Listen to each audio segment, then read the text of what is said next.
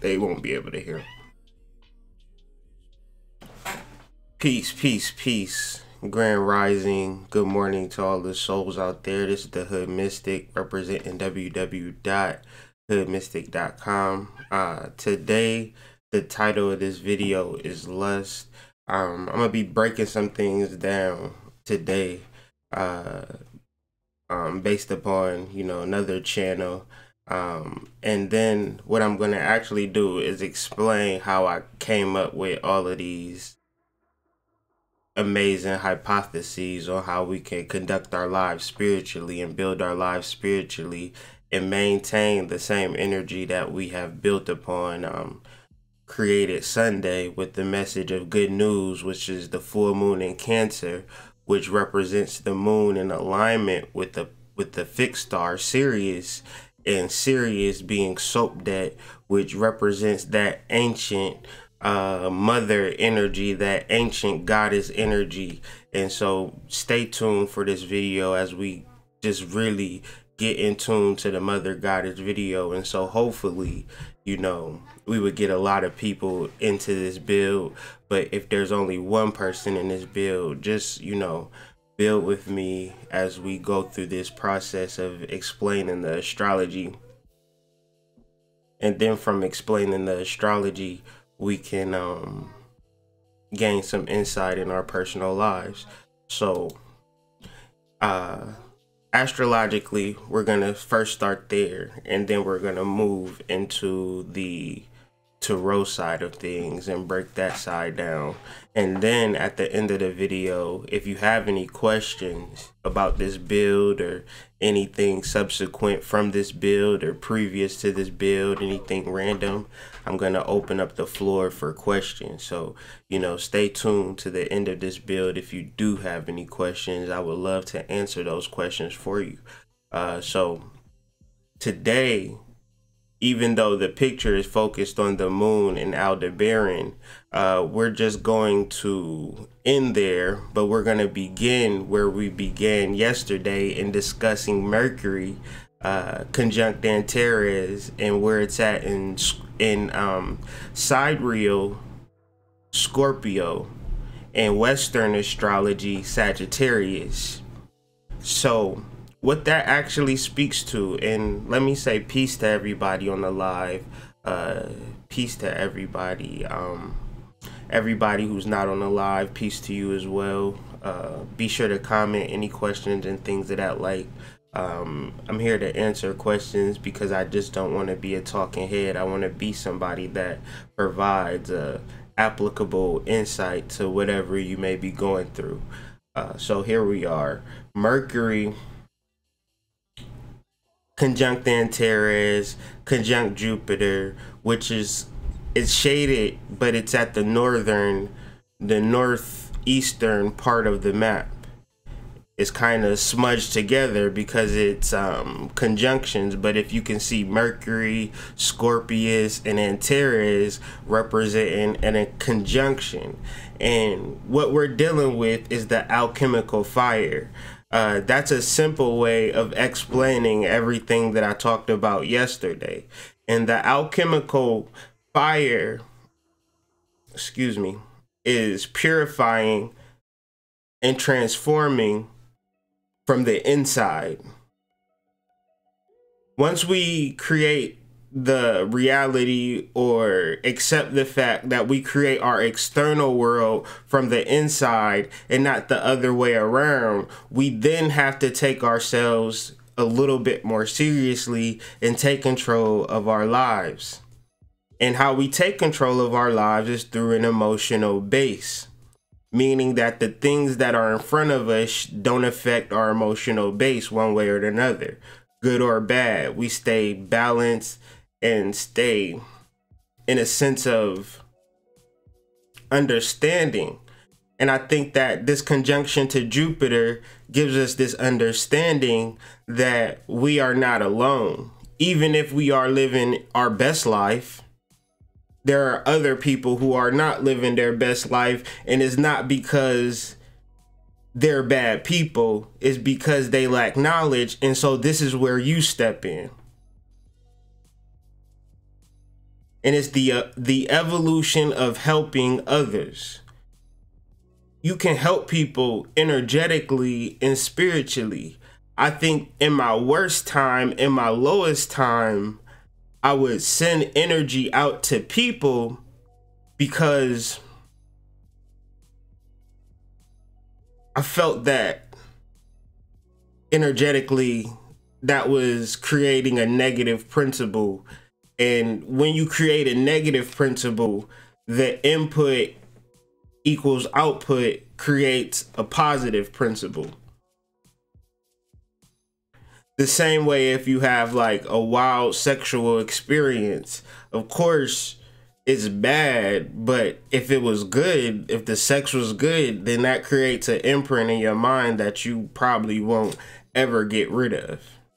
It creates a standard. So sometimes a negative creates a positive. In that way, it creates a positive situation or a positive occurrence that you wouldn't have normally had. And so keeping that thought in mind, not being fixated on that point, we'll touch later on that point when we discuss the actual concept of lust. Because lust doesn't even have to be a sexual thing. It could be a money thing. It could be a relationship thing. It could just be something that you desire, something that you want, and really putting that into realistic terms and understanding it is very key. Especially with this time, especially with this energy today. I feel it. So to be in a proper space of Jupiter conjunct Mercury is really not helping yourself, but seeing how you can help other people in certain and different types of ways. How could you be that beacon, or how could you be that vessel or that channel of that divine to begin to do miraculous things in your life?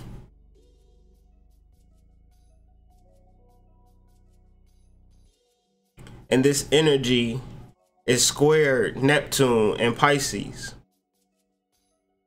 where we've been talking about Neptune and Pisces for a while. And very much of a beautiful placement for Neptune to be, because it speaks to really tapping into the divine and really using divine as a channel and using divine as an application in daily life. It's kind of like putting things, scaling yourself back and doing the best in each moment and really seeing where that leads you. And not being so wound up and so anxious on what's going to happen or what you're going to do and how's the world going to turn out. Is they going to do this with Trump, and is they going to do this in the government? And it's a lot of worry, a lot of anxiety. And from there, that can create a lot of negative space. But if you can just simply relax and understand that you are more than a human being, that you are really an instrument of the divine. And whether it's meditation, whether it's, chakra work. And then I can tell you through this conversation, through the build, what is blocking you from being that instrument to the divine. And it is the ego. And how do you overcome the ego? I can explain that and explain in the tarot. But before I get to the tarot, I have to explain it based upon the correspondence of esoteric astrology.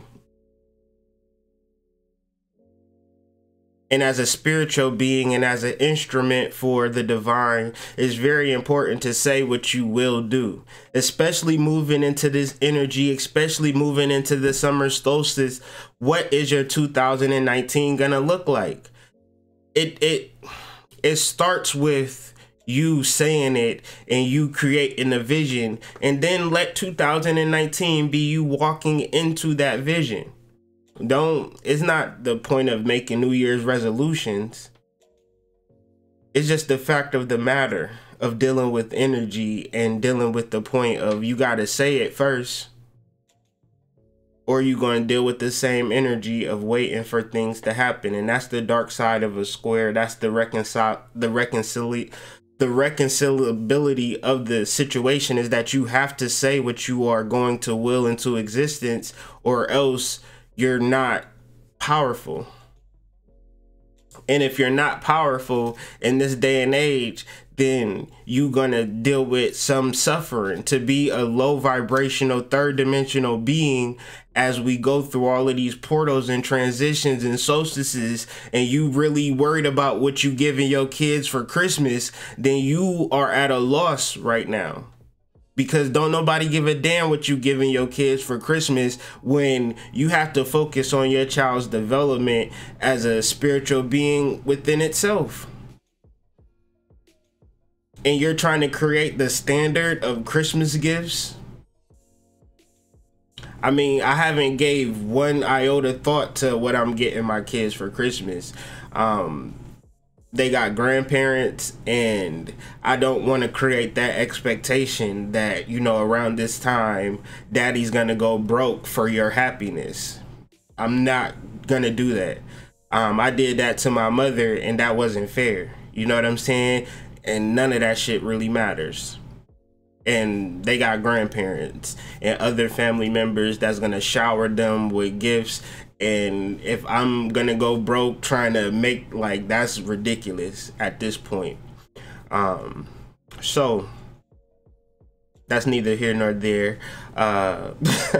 Or maybe that's something that you probably been going through, or creating a particular anxiety. And so if I reflect, or if I just sit back for a moment and think about this time throughout history, and you think about the melanin people who may struggle, or not even just people in general who just may struggle with the fact of providing their children gifts, and then bringing that energy through the solstice every year and creating that negative, I don't know, sphere of thought, you know, where by the millions people are stressed out, bringing that stressed out energy into the solstice. And you could imagine what that could create, you know, year after year. So hopefully we can do our part to bring more of a who gives a hell about, you know, Christmas gifts, and realize that we are evolving spiritually and what we're going to do with this moving forward. And so brings me to my final point astrologically. What we have the graphics here for the moon conjunct Aldebaran in sidereal Taurus, but in 12 sign astrology Gemini. This in itself creates a point in time where we could really examine our air and it's very much of a pivotal point of creating our story. And how we create our story is very important. How we create our story, a majority of the time, is through negative thinking. And if you understand the power of negative thinking, then you would take control of your mind and begin to think positively, because you can create a negative situation through your negative thoughts extremely faster than you can with a positive thought. And that's the whole idea. That's what's so difficult about maintaining a positive thought stream. And that's why, to support the idea of good news, I felt like I had to come with these videos in such a way that it actually does support good news, and not just simply me saying like everything gonna be all right, y'all, like, you know, but explaining it astrologically, like, you know, these planets, these fixed stars rather, that the planets are conjunct represent the apocalypse, because these planets are the in the Bible they call them the archangels. Like Aldebaran is Saint Michael, and Antares is Archangel Raphael, or Archangel Uriel, or one of those guys. But anyways, these represent a point in time where psychologically we could really deal with higher realms of thought, whether it be channels from spirits, from ancestors, from historic figures, through entertainers, a host of energy raining down. So the energy of Michael Jackson is very, very strong based upon Aldebaran, because Aldebaran is Saint Michael, and Saint Michael is Archangel Michael, and Archangel Michael is Michael Jackson. Like, that's well documented spiritually. So being on that frequency, being on that wave, at least moving into this energy as we, you know, deal with the full moon that's coming up, where manifestations are coming. And I want everybody to be on a positive thought spectrum, because the adverse side of this, the dark side of this, is deep calamity. And it's all based upon the individual. Yeah, of course, you could be favorable for business. You could get some extension of wealth. You could get a large sum of credit where you could invest in your business and things of that nature. Or if you're not working with this energy, you can create calamity in your environment. And that's important to really understand. And hopefully, if you not on a live and you watching this video, you can kind of pause this video and really look at these keywords and really figure out where you're at within this energy and the different types of variations that this energy can show up in your life, because it's very much important. And so ultimately, the first keyword there is lust. And so let's just keep that in mind. Let's keep that in mind as we discuss lust from a tarot perspective. Now, somebody asked me yesterday on the question and answer piece, like, what's my favorite tarot deck and why? And I explained to them that it was the Thoth tarot deck, and because the symbolism is pure and I understand the symbolism, or I could break the symbolism down. And so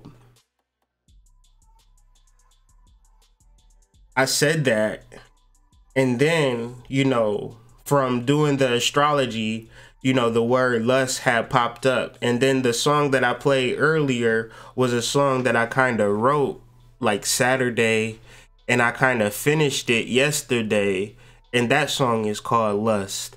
And those two things were like, didn't have anything to do with each other, or they had everything to do with each other.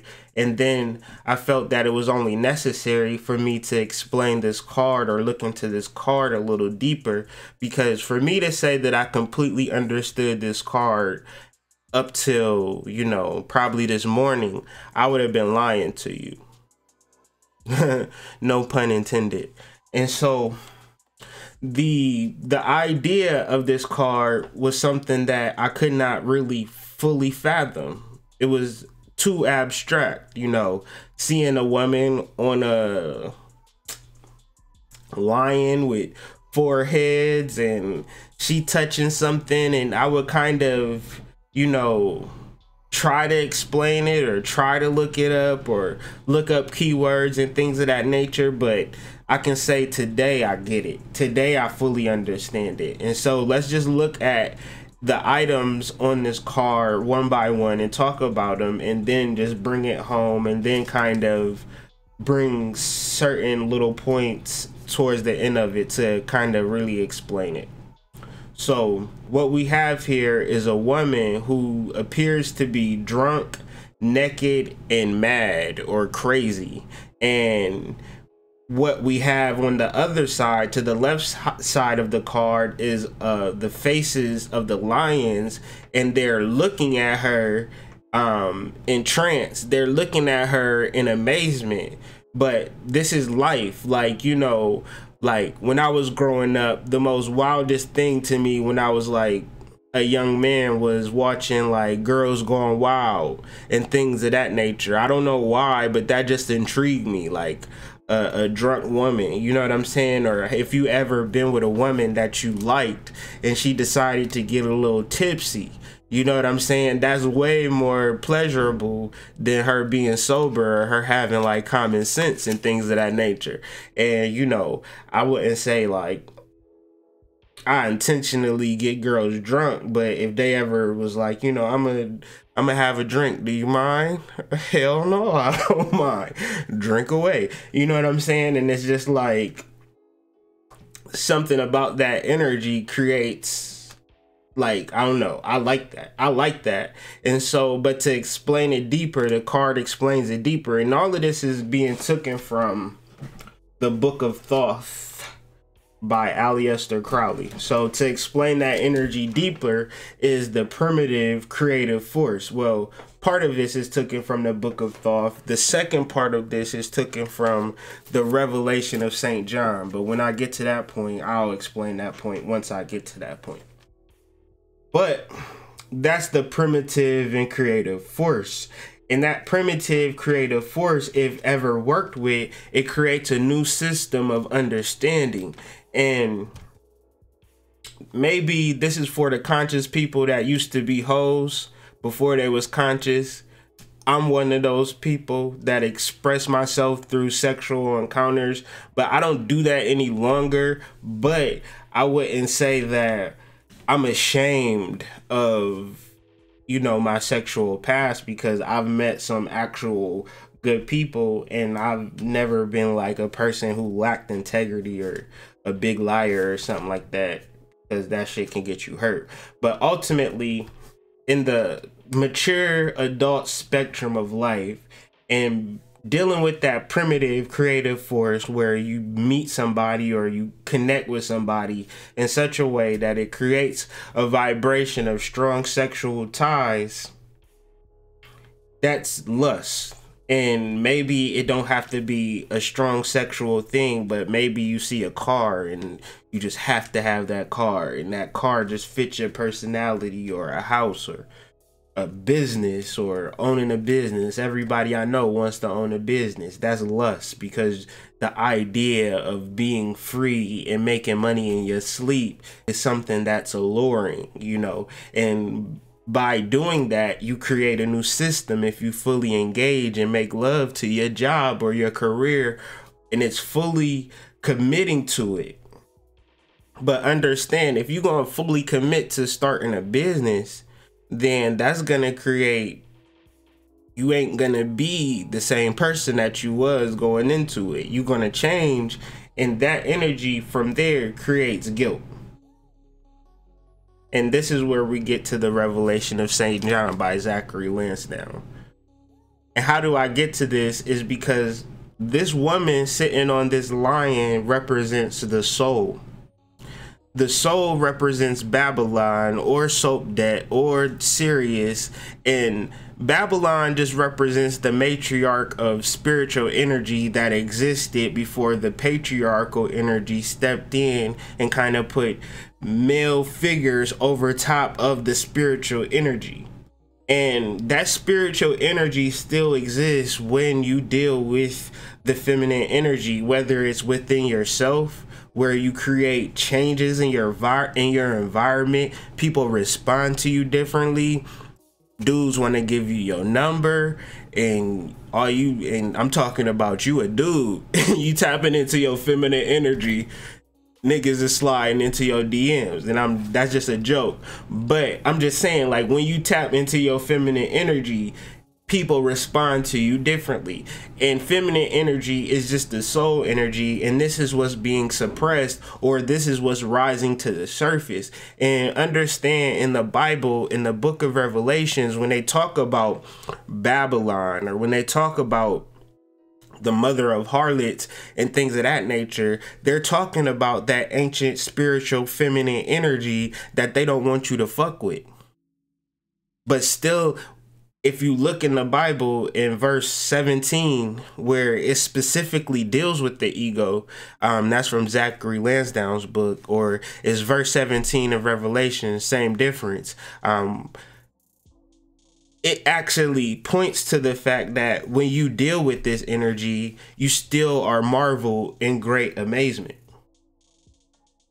And to get even deeper, these 4 heads on top of this lion is nothing more than the 4 parts of your personality. It's the 4 parts of your personality. So in Revelation chapter 4 verse 7, it speaks to the 4 beasts, and it's talking about the 4 beasts. But in Zachary Lansdowne's book, it breaks down what those 4 beasts is. Those 4 beasts is your physical body, your vital body, your emotional body, and your mental body.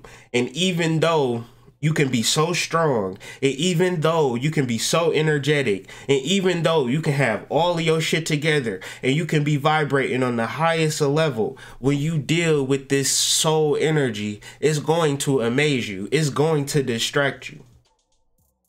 And therefore, that's the desire that we need to really understand and keep in check, and see what is our desires and what does our soul want us to do. And our desires aren't the things that we really think are good for us. Our desires is going to work every day, being in this bullshit ass relationship, working at this dead end job. Them is our real desires, because that's not what the soul wants us to do. The soul is always in conflict with our desires. And ultimately the soul wins, and that's what this card is symbolizing and showing us, that your soul wins. And learn to listen to your soul, learn to listen to your passion, because if you follow the woman into her hands, where is her hand leading to? Her hand is leading herself to new creation. So in Buddhism, they talk about lust, and this is that bottom part. Suffering is inherent in all life. Suffering is caused by desire, but there is a natural way to eliminate all suffering from one's life. The ending of desire eliminates all suffering from one's life. And so what needs to happen is you to engage with what your passion tells you to engage with. Because once you have it, you're no longer seeking it. You just are in tune with it, and you don't need to ask no questions.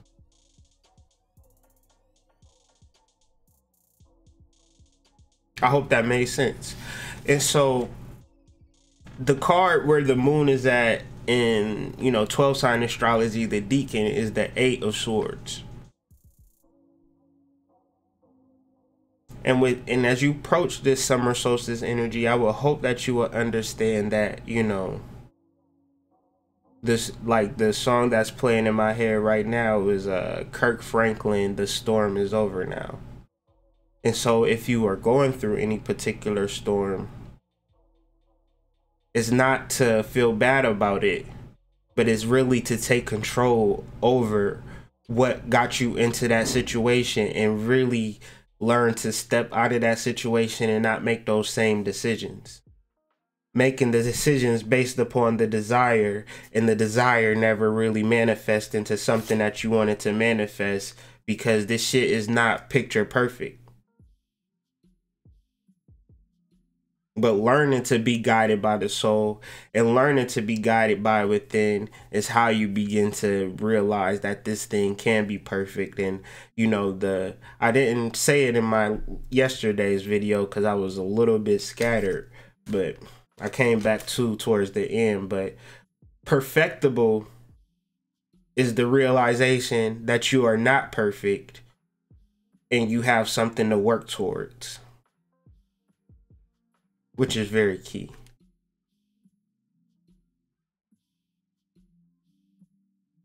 And don't give nobody permission to take control over you in your existence. Give yourself permission to tap into higher frequencies that exist within yourself. And be clear, Like, I can't repeat this enough with dealing with Neptune and Pisces. The idea and purpose to all of this energy is to be clear as much as we can, to read, to take notes, to be open, to process. If we have something in our throat chakra, learn to project it. Don't let energy sit and block your throat chakra, because your throat chakra is like a bridge. If your body is telling you something and you don't speak on what your body is telling you, it may be stuck in your throat chakra. And if your throat chakra is blocked, you're not saying what's on your heart, you are doing it to yourself. So, any questions?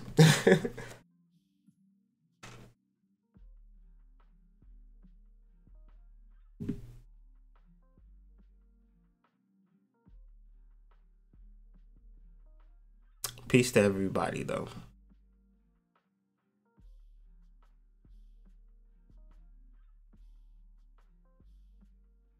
But I've been trying to do something different with this particular point in time in the build, where I just kind of open at least Wednesdays and Thursdays when I have a little extra time, that I could open it up to questions. Any question is cool. I'm open to any type of question. Try me.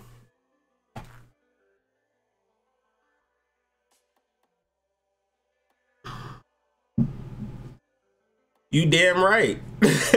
Sometimes the answer is in the question, brother. You know, it ain't no point in living in this world in this day and age and not saying exactly what's on your mind.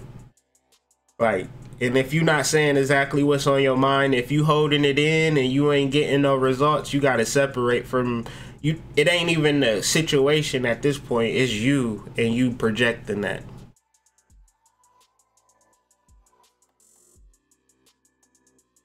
I appreciate that.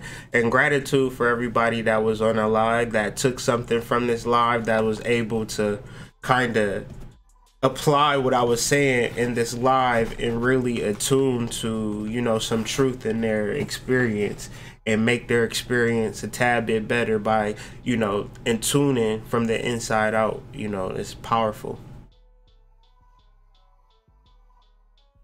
Separating yourself from your emotions.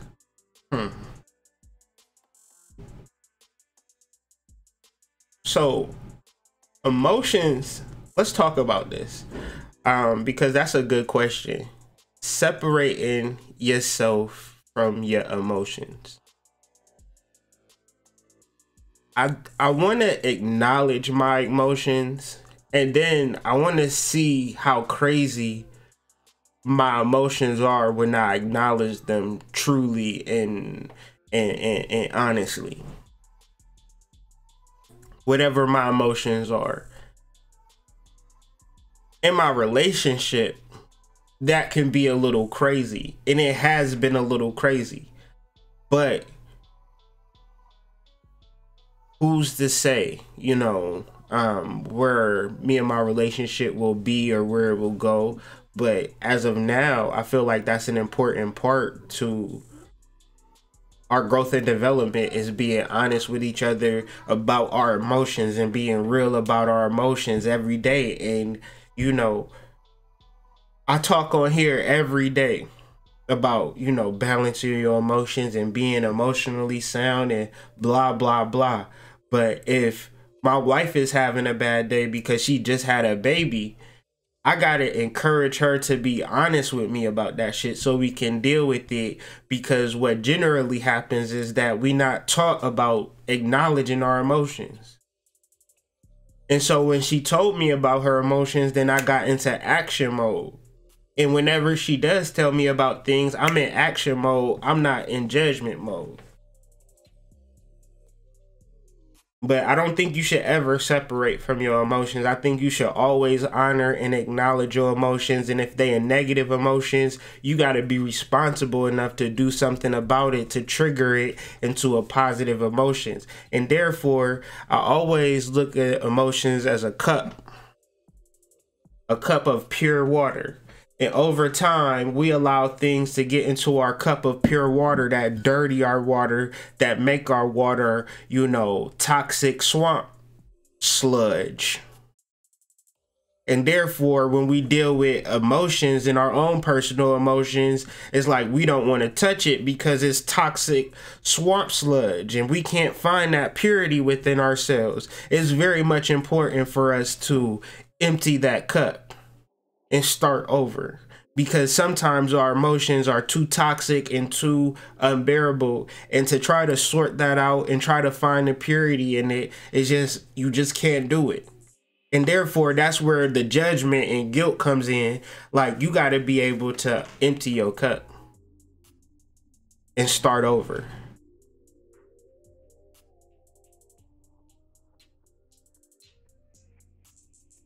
Emotional boundaries. Emotional boundaries.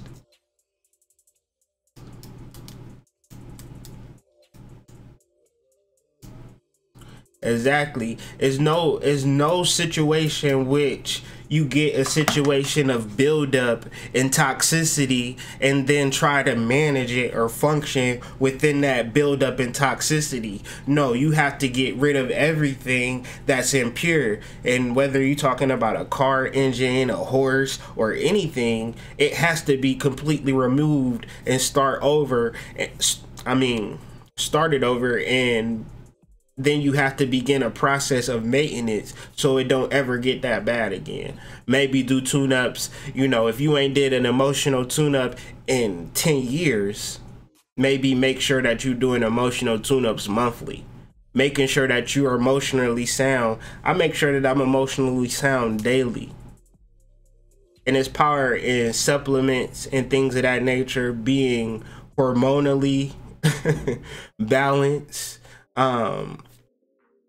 attuning your chakras. But see, the reason why chakras don't work for people is because they inherently guilty about something that they're doing.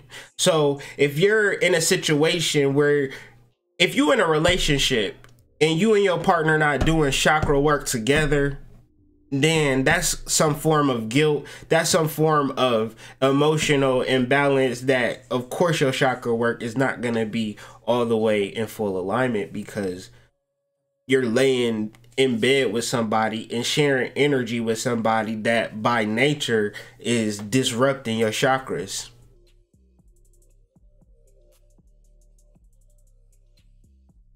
It's a challenge with dealing with anybody's emotions. I don't think that dealing with emotions is an easy thing, and I don't think it ever is an easy thing. I think that we have to just develop a practice for us to deal with our emotions daily and take little baby steps as much as we can, because we all realize that our emotions are not easy to deal with.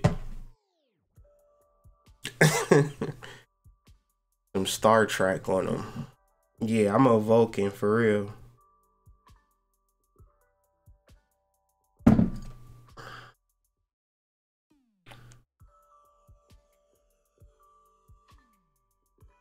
Peace. Peace. Any more questions? What's going on though? How's everybody feeling?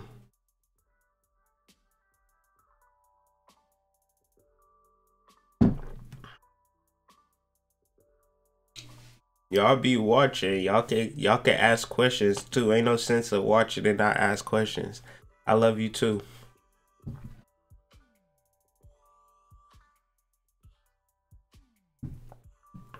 Yeah, you got to do that emotional tune up. You can't let your emotions get out of whack or not acknowledge or speak into a space where your emotions are not valid.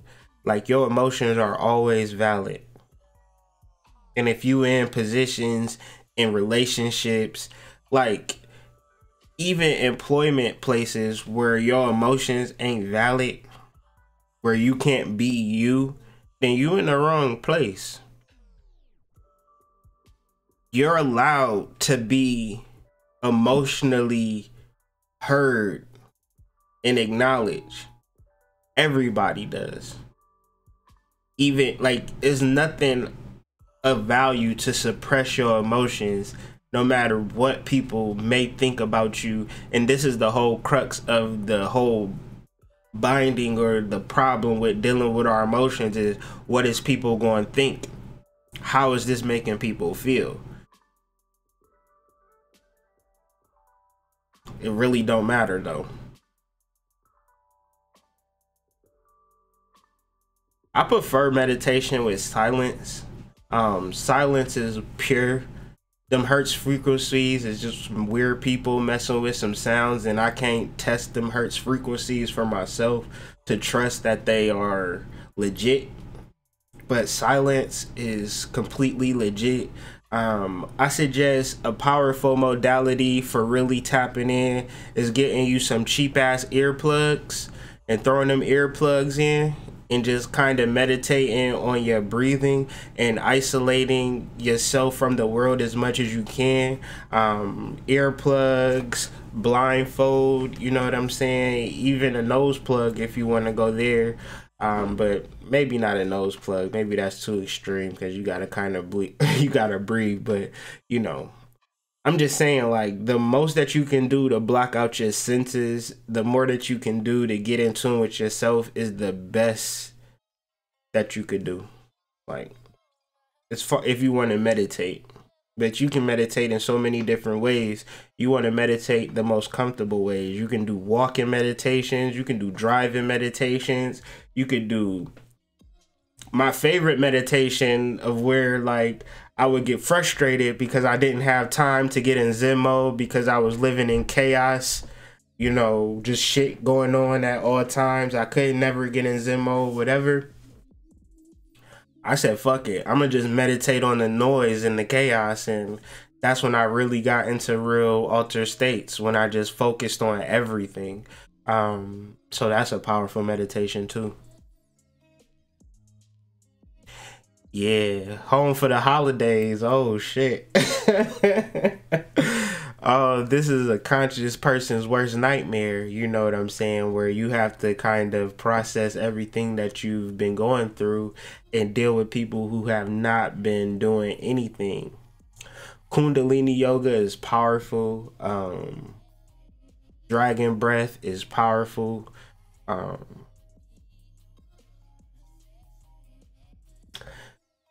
Sexual meditation is powerful too, like having a particular idea or wanting to create some type of peace in your relationship. And you know, sometimes you have sex and it's very chaotic and a lot of movement and things of that nature.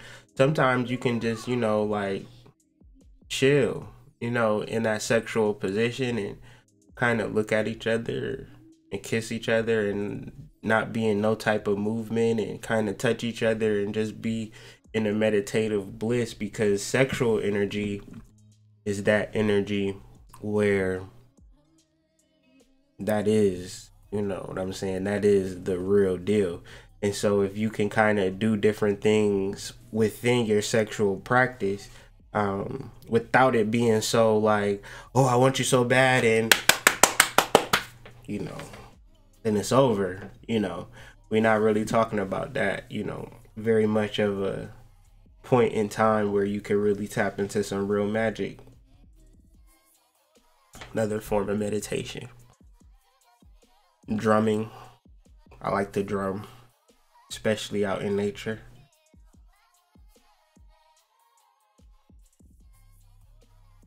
Yeah, Breath of Fire will have you on another level. If you're trying to meditate and get into particular Zen, you want to do the Breath of Fire. Look up Breath of Fire or dragon breathing. Powerful. Powerful. I don't care. You can ask. I'm here for a minute.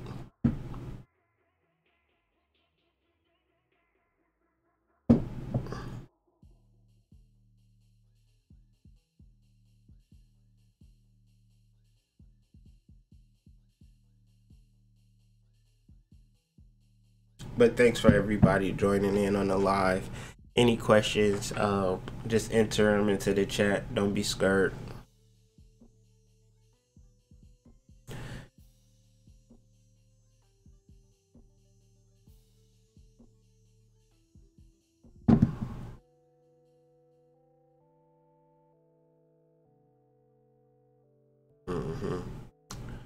What's up, Lynn? Lynn, how you doing, Lynn? I like Lynn a lot, y'all. Lynn is one of the dopest artists on the planet. I love Lynn. But she real private and she real low key. So her reaching out to me is very much of like a privilege and an honor. So peace to you, Lynn.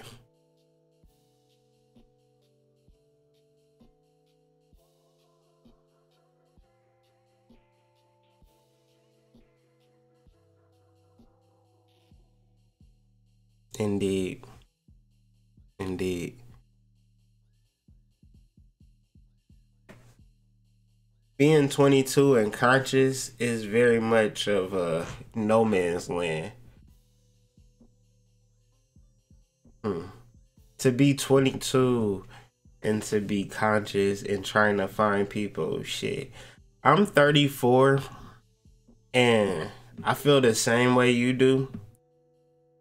And not to say that I don't have a lot of people that I can deal with, but people who can understand me at a complex level is kind of hard to really fathom.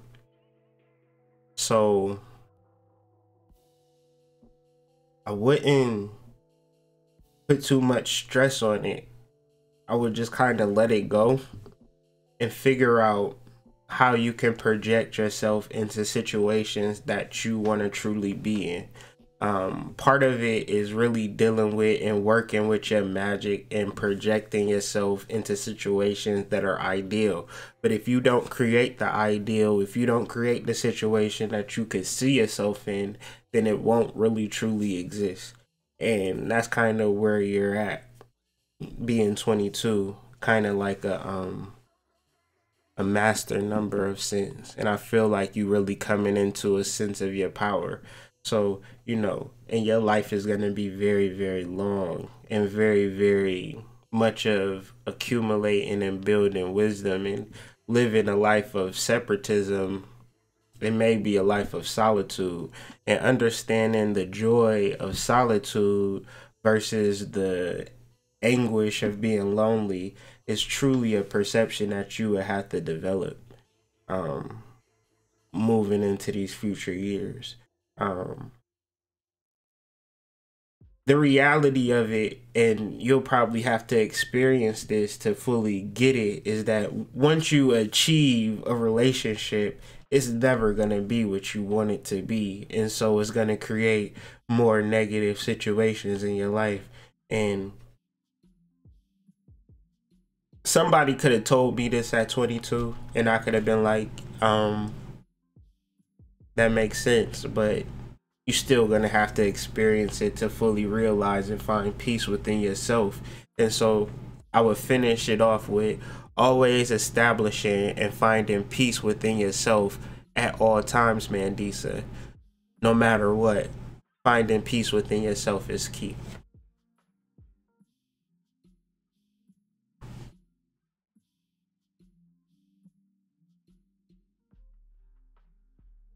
Chantel, if you email me at hoodmystic@gmail.com, I'll give you her text, because she ain't not on like social media or nothing like that, but she does have a text number that, you know, you can reach out to her. But just email me at hoodmystic@gmail.com. She got a lot of advice for you for sure.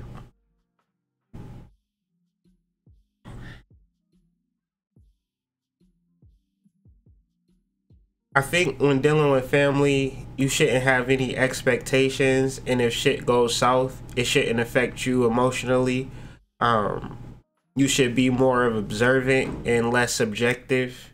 So the goal is to be objective, to kind of be not fully engaged or emotionally triggered if somebody tries to hit you with a low blow or something unravels. Just kind of just be observant. It's no big deal. It's not forever. And nothing that happens during this weekend is a big deal. It's a bunch of people getting together, eating food, exchanging gifts, and then going back to their lives. So, stay grounded in what you know is true, and don't let nobody knock you off your square, even if they attempt to. And if you feel an attempt to them knocking you off your square, realize why. Realize that you're progressing, realize that you're ascending, and realize that you're doing the work. And their anger is not towards you, it's towards them, because they're not doing the work that you did. So don't expect them to be happy. Even if they are happy or whatever the case may be, that's great. But if they are kind of envious or feeling some type of way at your growth and your development, understand why. Because you're doing the right thing.